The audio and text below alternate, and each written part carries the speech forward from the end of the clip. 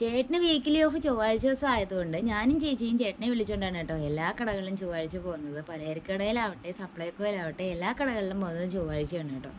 അങ്ങനെ രാവിലെ എല്ലായിടത്തും പോയിട്ട് വൈകിട്ടൊക്കെ ആയപ്പോഴത്തേക്കിനും ഞാനും ചേട്ടനോടെ പോന്നു പോരാത്ത സാധനങ്ങൾ മേടിക്കാൻ വേണ്ടിയിട്ട് പുനലൂർ സ്മാർട്ട് ബസാർ വരെ പോവാണ് കേട്ടോ. അപ്പോൾ പോകുന്ന വഴി ചെമ്മന്തൂര് കഴിഞ്ഞിട്ട് ലാഭമേള എന്ന് പറയുന്നൊരു ബോർഡ് കണ്ടു. ചെറിയ റേറ്റ് മുതൽ വലിയ റേറ്റ് വരെയുള്ള സാധനങ്ങൾ ഇവിടെ ഉണ്ടായിരുന്നു കേട്ടോ. എനിക്കിതിനകത്തോട്ട് കയറിയപ്പോഴത്തേക്കിനും CD മൂസിലെ ബിന്ദു പണിക്കരെയാണ് കേട്ടോ ഓർമ്മ വന്നത്. ഓരോ സാധനം എടുക്കുമ്പോഴും അതിനെക്കാട്ടി ഭംഗിയുള്ള സാധനങ്ങളും കാണും. അത് എടുത്തത് തിരിച്ച് വെച്ചിട്ട് രണ്ടാമത്തെ എടുക്കാം കേട്ടോ. ഫുൾ എനിക്ക് കൺഫ്യൂഷൻ ആയിട്ടുണ്ടായിരുന്നു. നല്ല സാധനങ്ങളായിരുന്നു കേട്ടോ കാണാൻ വേണ്ടിയിട്ട്.